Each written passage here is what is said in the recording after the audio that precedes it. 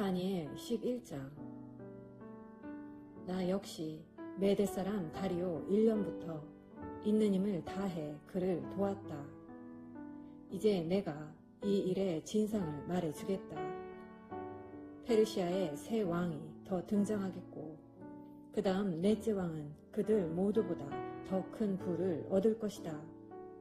그는 재물이 쌓인 만큼 힘도 커졌다 여기고 그리스 나라 전체를 상대로 전쟁을 일으킬 것이다.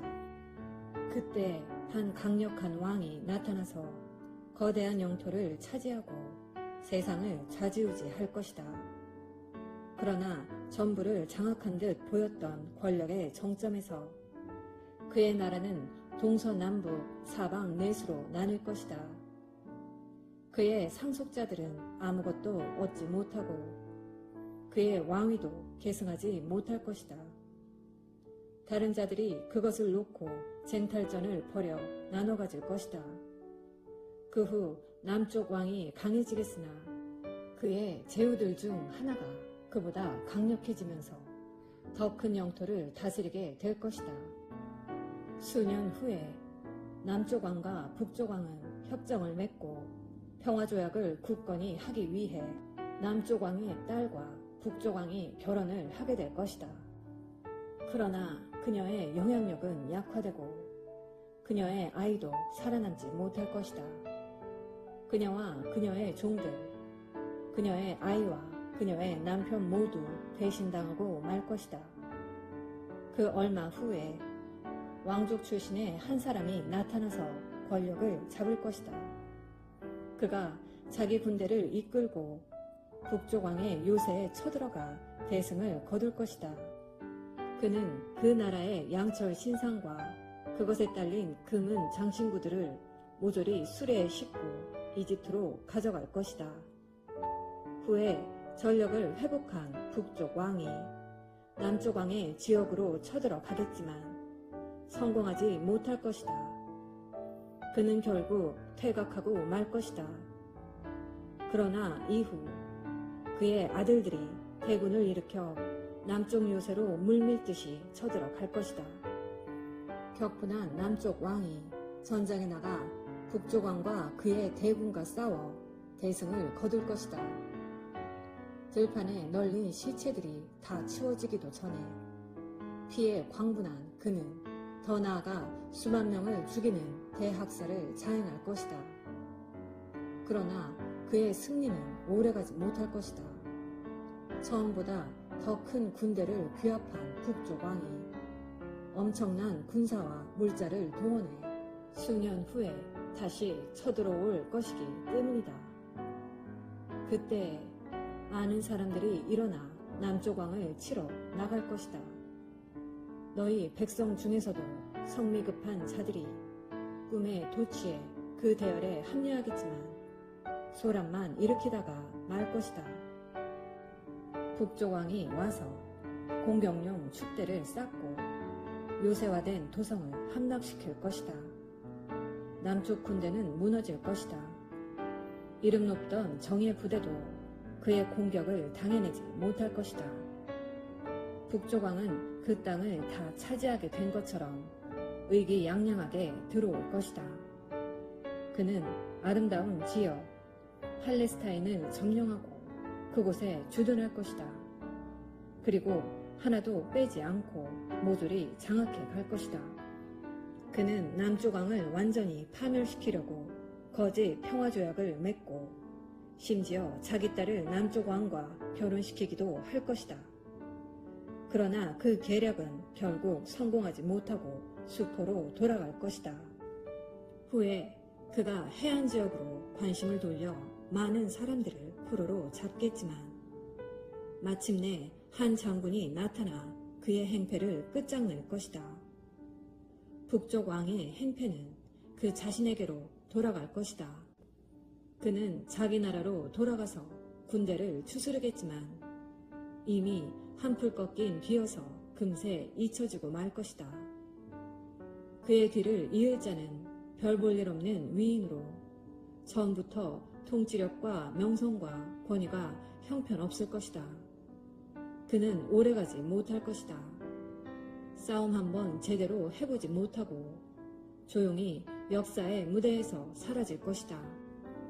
그의 뒤를 이을 자는 실격자 취급을 받고 무시당하며 출세길이 막혔던 인물로 난데없이 등장해 모든 사람을 깜짝 놀라게 하면서 나라를 소나귀에 넣을 것이다.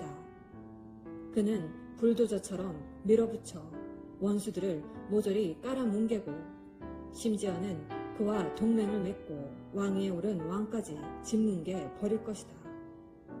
휴전협정을 맺어놓고도 서슴지 않고 위반하며 몇몇 신복과 이를 도모해 마침내 정권을 장악할 것이다.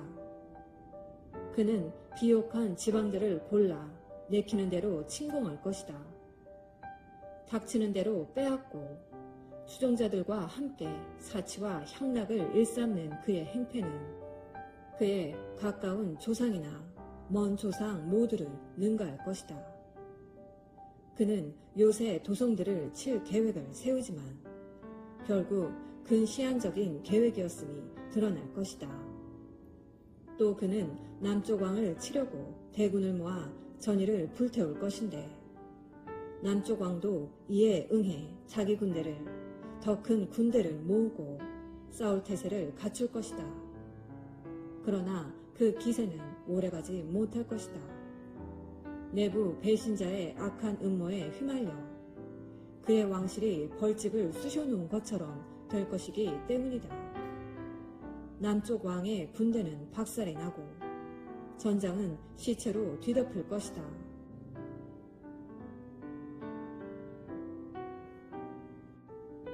그 두 왕은 서로 음흉한 계략을 품고 협상 자리에 앉아서 거짓말을 주고받을 것이다. 그러나 그 거짓투성이 조약으로 얻는 것은 아무것도 없을 것이다. 이것이 끝이 아니다. 이야기가 끝나려면 아직 멀었다. 북쪽 왕은 노획물을 가득 싣고 자기 나라로 돌아가는 귀국길에 거룩한 언약을 깨뜨리겠다는 생각을 할 것이다. 1년 후에 그는 다시 남쪽을 침공해 올 것이다. 그러나 두 번째 침공은 첫 번째 침공에 훨씬 못 미칠 것이다. 로마 배들이 당도하면 그는 꽁무니를 빼고 그의 나라로 달아날 것이다.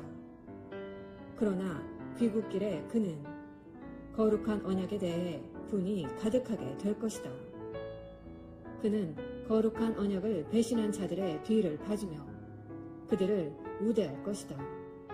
그의 병홍호 부대원들이 성소와 성체에 난입해 그곳을 더럽힐 것이다. 그들은 매일 드리는 예배를 폐하고 신성 모독적이고 역겨운 우상을 그곳에 세울 것이다. 북쪽 왕은 거룩한 언약을 배신한 자들을 가머니솔로 꿰어 매수할 것이다. 그러나 용기를 내어 하나님께 충성을 다하는 이들은 완강히 저항할 것이다. 심지가 굳은 이들은 스스로 모범을 보여 사람들에게 옳고 그름을 가르칠 것이다. 그들은 한 시절 동안 극심한 시련을 겪을 것이다. 어떤 자들은 살해되고 어떤 자들은 화형을 당할 것이며 어떤 자들은 포로로 끌려가고 어떤 자들은 약탈을 당할 것이다. 극심한 시련 중에 그들은 약간의 도움을 얻겠지만 충분하지는 않을 것이다. 도움을 주는 자들도 마지못해 도와줄 것이다. 심지가 곱고 충성스러운 이들은 이 시련을 통해 단련되고 씻기며 정화될 것인데 이야기가 끝나려면 아직 멀었기 때문이다. 한편 북쪽 왕은 계속 제멋대로 날뛸 것이다. 그는 자신이 모든 신보다 더 위대하다며 스스로를 높일 것이다. 그는 신들의 신이신 하나님에게까지 도전하며 의수될 것이다. 얼마 동안은 진노의 심판의 때가 다 찰 때까지 그가 무사할 것이다. 포고된 것은 반드시 시행되어야 하기 때문이다. 그는 자기 조상의 신들도 전혀 존중하지 않을 것이다. 여자들 사이에서 가장 인기 높으신 아도니스에 대해서도 그러할 것이다. 그는 모든 신과 여신을 업신여기면서 자신이 그들보다 더 위대하다고 뻐길 것이다. 심지어 그는 거룩한 이들의 하나님까지도 업신여길 것인데 하나님께서 경배받으시는 장소에 누구도 들어보지 못한 우상을 들여놓고 그것을 금은 보석으로 화려하게 장식할 것이다. 그는 낯선 신의 깃발을 높이 들고 주요 요새들을 공략할 것이며 그 신을 섬기기로 한 자들을 권력의 요직에 앉히고 땅을 하사할 것이다. 이 이야기의 마지막은 이러하다. 남쪽 왕이 그와 맞서겠고 북쪽 왕이 폭풍처럼 그를 덮칠 것이다. 전차 부대와 기병 부대와 대함대를 몰고 모든 것을 휩쓸며 내려올 것이다. 그가 아름다운 땅을 공격하고 그 앞에서 사람들이 추풍 낙엽처럼 쓰러질 것이다. 에돔과 모압과 몇몇 암몬 사람만이 화를 면할 것이다. 그는 손을 뻗어 이 나라 저 나라를 집어삼킬 것이다. 이집트도 예외가 되지는 못한다. 그는 이집트의 금은보화를 모조리 긁어모을 것이다. 리비아 사람과 에티오피아 사람들도 그에게 동조할 것이다. 그러나 그때 북쪽과 동쪽에서 불안한 소문이 들려와 그는 겁에 질릴 것이다. 그가 크게 노하여 사태를 진압하러 달려가지만 지중해 바다와 거룩한 산 사이에 진 그 왕의 천막을 치는 순간 그는 마지막을 맞게 될 것이다. 누구도 그를 도울 수 없으리라. 아멘. 오늘은 다니엘 11장 말씀을 함께 묵상하였습니다. 본문은 다니엘서에서 가장 어려운 예언입니다. 이후에 벌어질 역사의 사건들에 대한 예언인데 역사적 사건들을 자세히 다루기 때문에 그것이 어떻게 이루어졌는지 알기 어려워 더 이해하기 어렵습니다. 하지만 크고 강력하신 하나님의 주권이 모든 역사 사건들에 매우 치밀하게 작용하고 있음을 보여준다 할 수 있습니다. 구약의 마지막 역사와 신약의 예수님이 오시기까지 그 사이에 약 400년의 역사에 대해서 침묵하고 있지만 본문의 예언은 하나님께서 그 가운데서도 치밀하고 강력하게 일하고 계심을 확증해주고 있습니다. 페르시아 제국의 멸망부터 헬라, 즉 그리스 제국의 분열, 그리고 남방 왕과 북방 왕 사이에 끊임없는 전쟁을 놀라울 정도로 구체적으로 예언하며 세상의 권력과 부는 영원할 것 같지만 결국 하나님의 작정된 기한 안에서 쇠퇴하고 사라진다는 것을 보여줍니다. 그리고 이스라엘을 가장 심하게 박해했던 인물인 안티오코스 4세가 등장하여 성소를 더럽히고 제사를 폐지하는 환난의 시기가 묘사됩니다. 이는 배교와 타협이 난무하는 시대에 오직 자기의 하나님을 아는 백성은 용맹을 떨치고 행동하며 고난은 우리를 연단하고 정결하게 하며 거룩하게 만드는 과정임을 말씀해 주십니다. 끝으로 스스로를 높이며 하나님을 대적하는 적그리스도적 권세의 모습이 드러나지만 성경은 그의 종말이 반드시 이룰 것이며 그를 도와줄 자가 없을 것이라고 선포합니다. 오늘 말씀을 묵상하며 말세를 사는 그리스도인이 두려워하지 않고 평안할 수 있는 것은 역사가 하나님의 손안에 있기 때문임을 알 수 있습니다.